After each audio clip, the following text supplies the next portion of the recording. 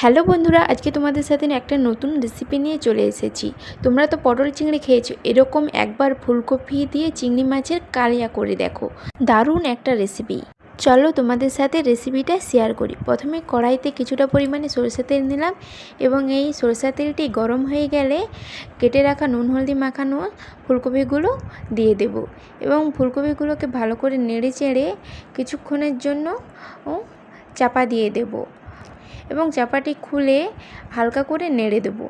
নাড়া হয়ে গেলে ফুলকপিগুলো যদি ভাজা হয়ে যায় তাকে ছেঁকে তুলে নেব এবং সেই কড়াই তেলটিতে কেটে রাখা নুন হলদি মাখানো আলুগুলোকে দিয়ে দেবো এবং আলুগুলোকেও ভালোভাবে তেলে ভাজা করে নেব।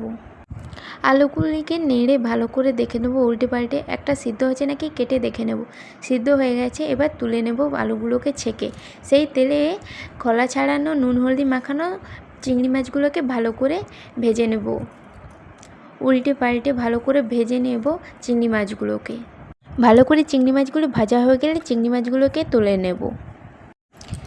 কড়াইতে কিছুটা পরিমাণে তেল দিলাম এবং দুটো তেজপাতা দুভাগ করে ছিঁড়ে দিয়ে দিলাম এবং তেজপাতাটি তেলের উপরে একটু নেড়ে নিলাম। গ্যাসের ফ্লেমটা একটু লো ফ্লেমে রাখতে হবে মশলা করার সময়। তারপরে আমি কিছুটা পরিমাণে একটারও পেঁয়াজ পেস্ট করাইয়ে দিয়েছি।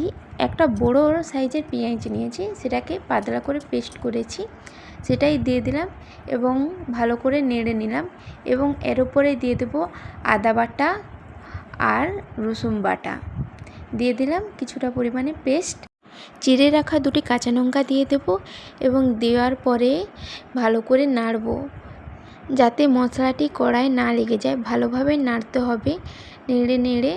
তারপরে কিছুটা পরিমাণে জল মরে গেলে, একটু মশলার পেঁয়াজের জলটা মরে গেলে দিয়ে দেব 1 চামচ জিরা গুঁড়ি এবং 1 চামচ লঙ্কা, যে যেমন ঝাল খায় তেমন দেবে।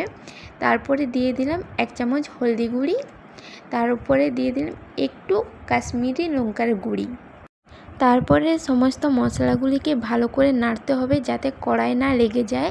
মশলাটিকে ভালো করে নাড়বো। এখন নাড়ার পরে দেখে রাখতে হবে মশলাটি যাতে ভালোভাবে হয়ে যায় এবং তেল ছেড়ে যায় এবং তারপরে কিছুটা পরিমাণে সামান্য পরিমাণে লবণ দিয়ে দিলাম এবং লবণ দিয়ে ভালো করে নাড়লাম। নাড়তে নাড়তে যদি কড়াইতে লেগে যায় মনে হয় সেই রকম কিছু, তবে একটু জল দিয়ে দিবেন এবং আমি একটা গোটা টমেটোর পেস্ট দিলাম। দেওয়ার পরে ভালো করে নাড়লাম।